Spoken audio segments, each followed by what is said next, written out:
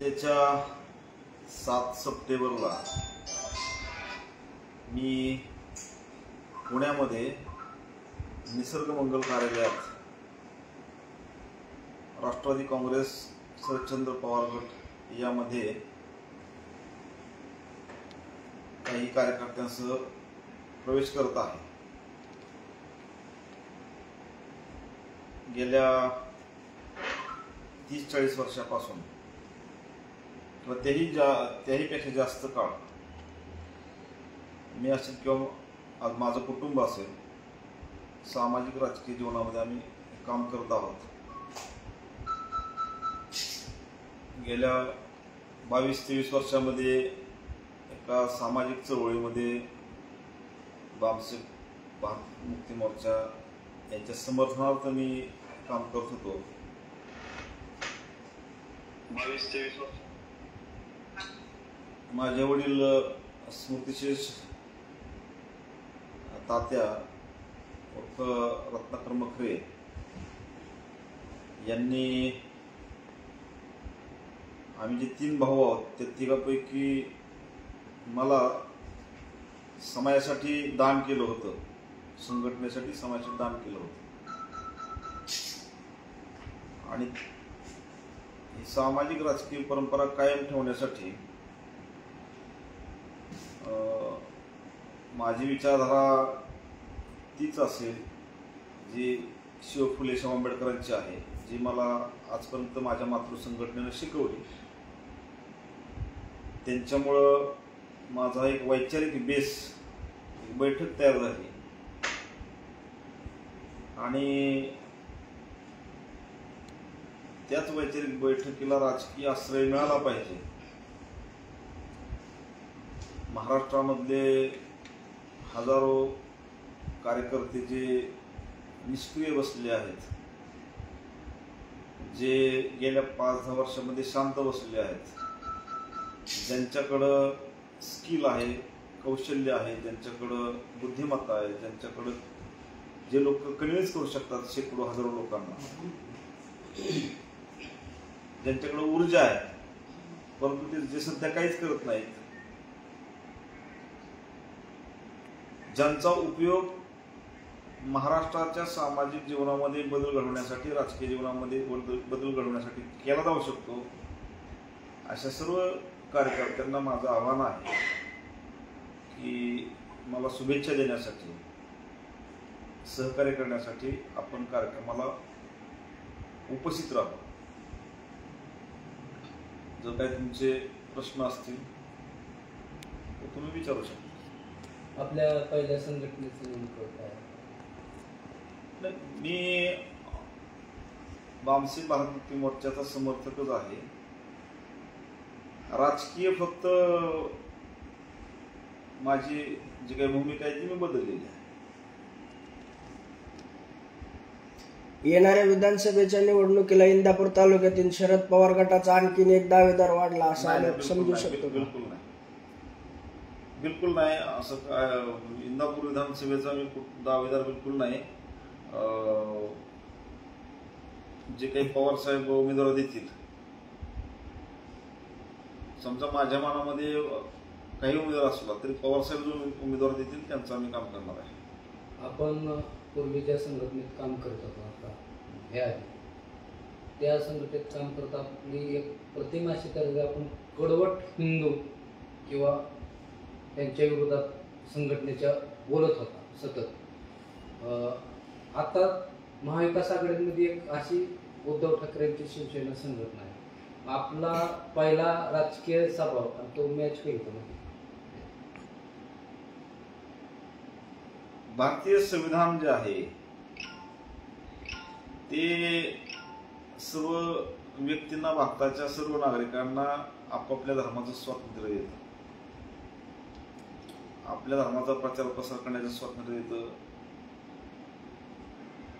आणि त्या संविधानाला मानणारा मी व्यक्ती आहे, नागरिक आहे। मी कुठल्याही काळामध्ये म्हणजे भूतकाळामध्ये, आज वर्तमान काळामध्ये आणि भविष्य काळामध्ये सुद्धा कधीही कडवट म्हणजे कधी मागे कडवट भूमिका घेतली नाही किंवा आजही घेणार नाही आणि भविष्यामध्ये घेणार नाही। प्रत्येकाचं स्वातंत्र्य आहे, परंतु संविधानाच्या पहिल्या पानावरती जे काही उद्देशिका आहे संविधानाची, आम्ही भारतीय लोक या देशामध्ये समता, स्वतंत्रता, बंधुता आणि न्याय यावर आधारित नवा देश निर्माण करायचा आहे, राष्ट्र निर्माण करायचं आहे. त्याच्यामध्ये समता, स्वतंत्रता, बंधुता जे आहे किंवा न्याय जे आहे याच्या विरोधामध्ये जे लोक असतील, संविधानाच्या उद्देशाच्या विरोधामध्ये जे लोक राहिले, ज्यांनी बंधुत्वाच्या विरोधामध्ये द्वेष पसरवण्याचं काम केलं, ज्यांनी अन्याय केला, जे अभिव्यक्ती स्वातंत्र्याच्या विरोधात राहिले, व्यक्ती स्वातंत्र्याच्या विरोधात राहिले, ज्यांनी जाती व्यवस्थेचं समर्थन केलं, त्या लोकांचा मी पूर्वीही विरोध करतो, आजही आहे आणि भविष्यातही राहील. आणि त्याच्यामध्ये जर तुम्हाला कडवटपणा जाणवत असेल तर त्याला माझा नाही लागत. राष्ट्रीय लेवलला आपण स्तरावर काम केलेलं आहे आतापर्यंत या संघटनेत. तर महाविकास आघाडीमध्ये आपण प्रवेश करत आहात, तर येणाऱ्या काळात राष्ट्रीय अध्यक्ष शरद पवार आपल्याला संधी देतील असं विश्वास नाही. मी पवार साहेबांच्या उपस्थितीतच पक्षप्रवेश करत आहे. संधी स्वतःला निर्माण करावी लागते.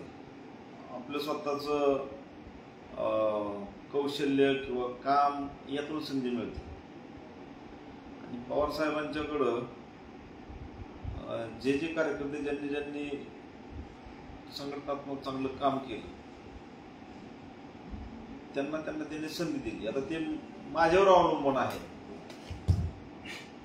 की मी किती काम करतोय पक्ष वाढवण्यासाठी, संघटना वाढवण्यासाठी. त्या आधारे साहेब जबाबदारी देतील. पवार साहेबांनी एखादा शब्द काय दिला आहे का तुम्हाला पक्ष प्रवेश संदर्भात? एक आणखीन एक महत्वाची गोष्ट अशी आहे की निवडणूक लोकसेवेची झाल्यानंतर 11 मेला मी माझ्या पूर्वीच्या संघटनेचा राजीनामा दिला. त्यानंतर मी सध्याला कुठल्याही राजकीय सामाजिक ह्याच्यामध्ये सक्रिय नाही.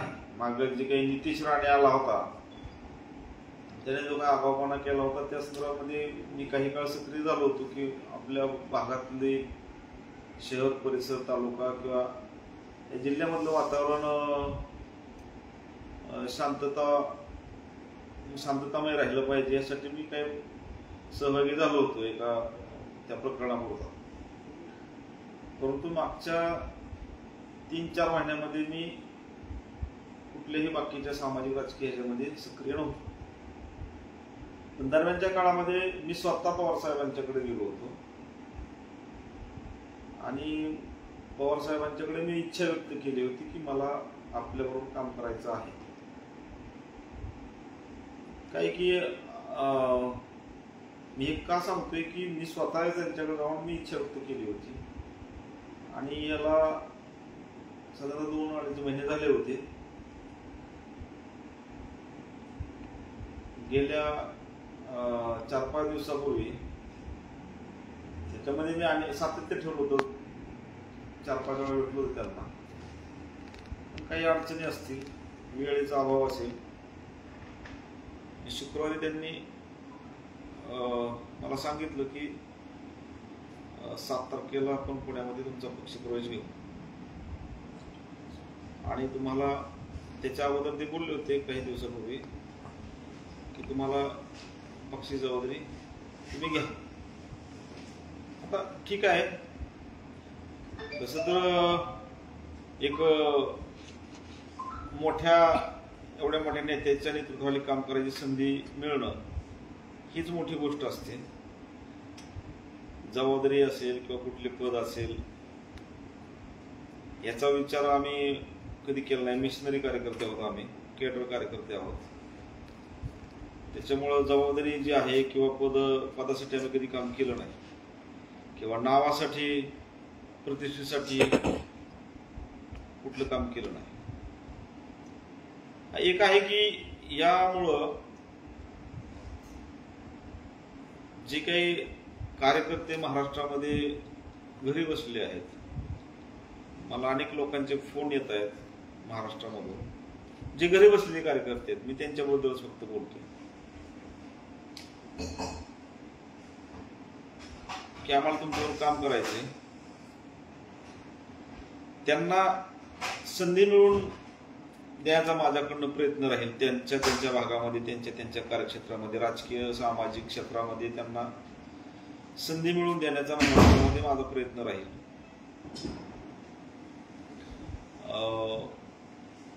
जेवढा त्यांना न्याय देता येईल, राजकीय ताकदीच्या जे काही पक्षाची ताकद असेल राष्ट्रवादीची,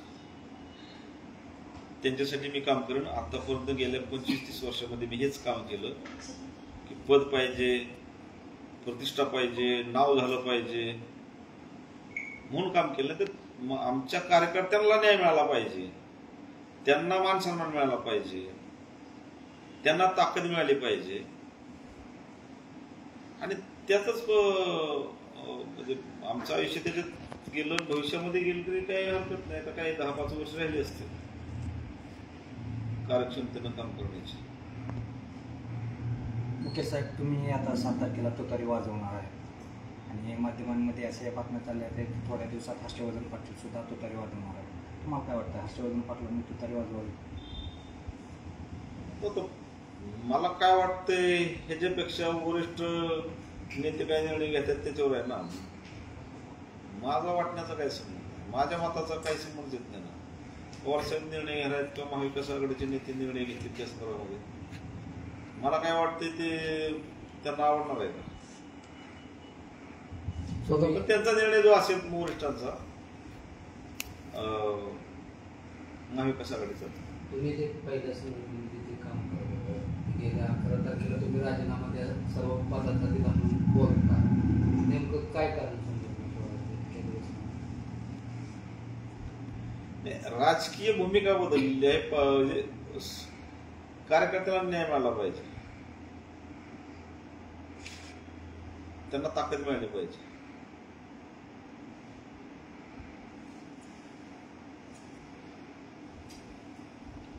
तालुका जिल्हा राज्य लेवलचे काही मोठे पदाधिकारी तुमच्या बरोबर पक्ष प्रवेश करणार आहेत तुमच्या बरोबर? आम्ही काही लोक प्रवेश करतोय. फक्त मी एवढंच सांगतो की आमचं असेल, भारत मोर्चा असेल, त्यांच्याबद्दल माझ्या मनामध्ये सदैव म्हणजे मी जोपर्यंत हयात आहे तोपर्यंत आदरच राहील. या चळवळी चालल्या पाहिजेत, आंदोलनं चालली पाहिजेत. लोकशाहीमध्ये सत्ताधारी पक्ष आहे, त्याचबरोबर विरोधी पक्ष असतो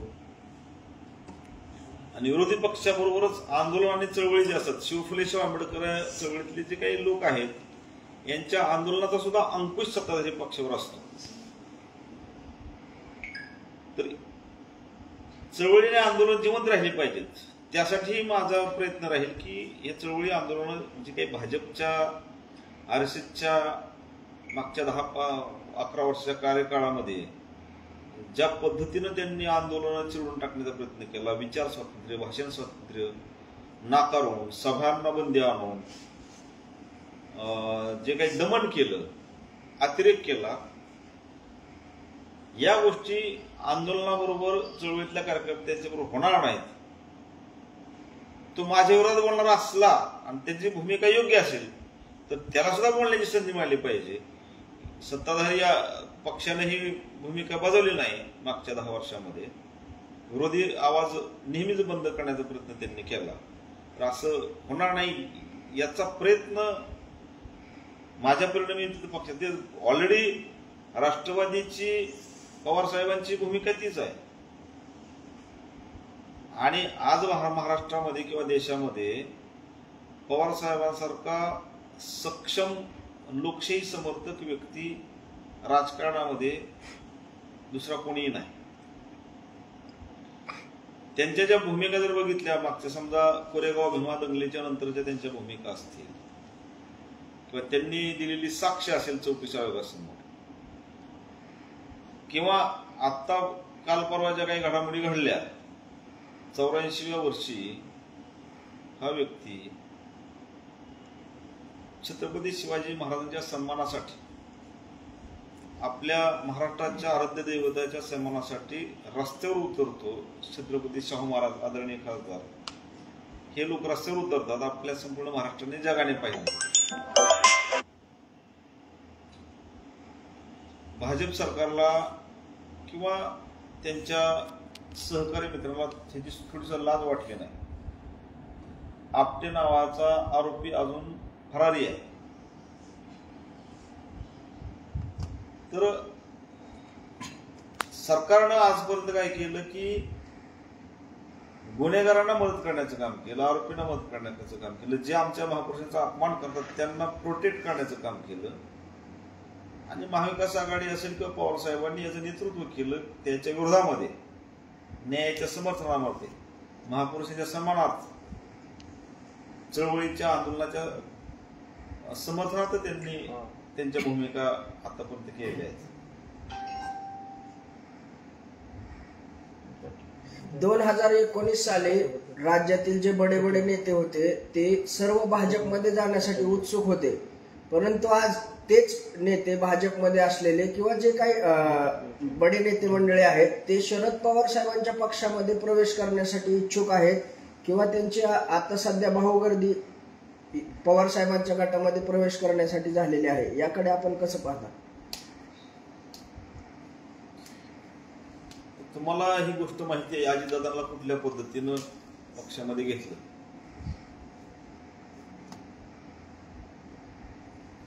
भारताचे प्रधानमंत्री नरेंद्र मोदी यांनी धमकी देऊन मध्य प्रदेशमध्ये भोपाळमध्ये जी सभा झाली, त्या सभेमध्ये त्यांनी लिटरली स्पष्टपणे धमकी दिली अजितदादा पवारांना.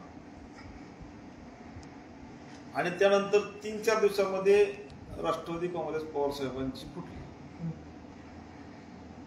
मला नक्की माहिती नाही, खात्री नाही, मी सांगू शकत नाही, परंतु 2019ला काही वेगळीही कारण असू शकतात अगोदरची.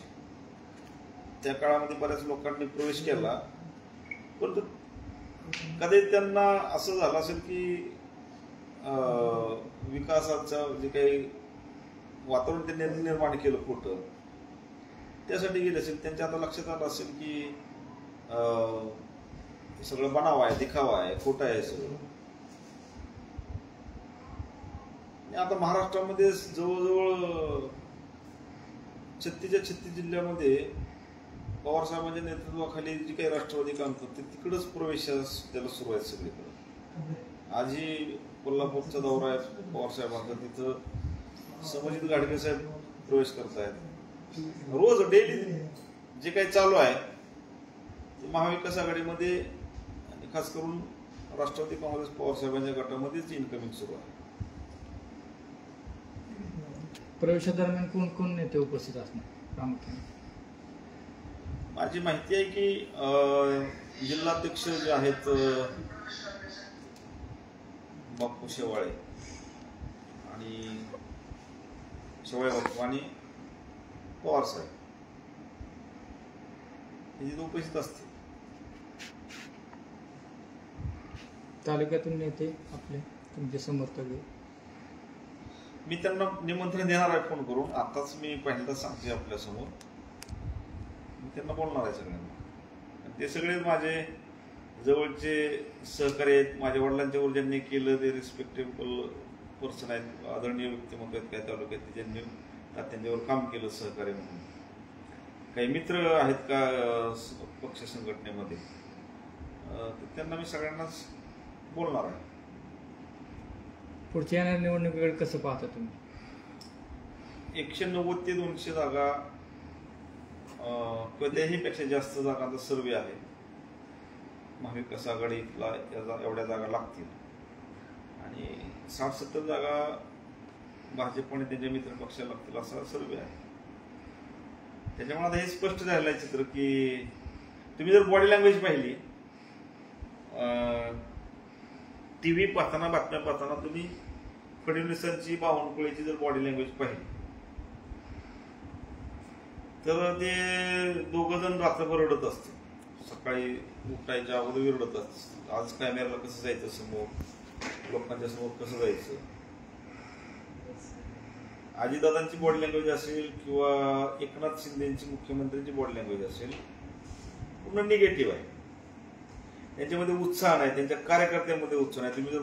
तुम्ही पत्रकार आहात, तुम्ही जर पाहिलं त्यांच्या कार्यकर्त्याकडे, त्यांना माहिती आहे.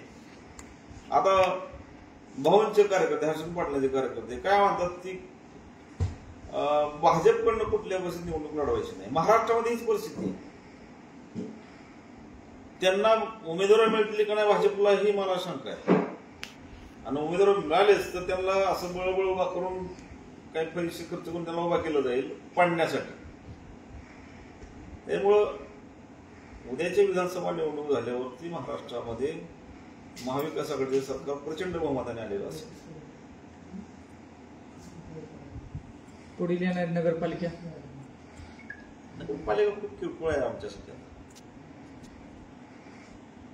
म्हणजे ज्या 17 जागा असतील किंवा 24 जागा असतील, ज्या काही जागा असतील नगरपालिका व जिल्हा परिषद पंचायत समितींच्या, हे खूप साधारण गोष्ट आहे.